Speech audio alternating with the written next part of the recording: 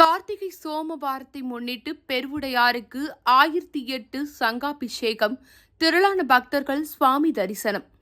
கார்த்திகை மாதம் திங்கட்கிழமை தோறும் சோமவார வழிபாடு சிவாலயங்களில் சிறப்பாக நடைபெறும். இதேபோல் இந்த ஆண்டிற்கான 3வது கார்த்திகை சோமவாரத்தை முன்னிட்டு உலக புகழ்பெற்ற தஞ்சை பெரிய கோவிலில் உள்ள பெருவுடையாருக்கு 1008 சங்குகளில் புனித நீர் வைத்து சிறப்பு யாகசாலை பூஜைகள் நடைபெற்றன. பிறகு கடப்புறப்பாடு நடைபெற்று 1008 சங்காபிஷேகம் நடைபெற்றது.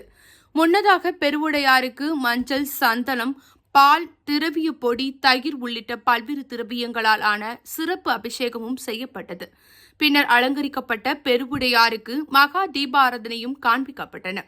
இதில் திரளான பக்தர்கள் கலந்து கொண்டு பெருவுடையாரை வழிபட்டனர்.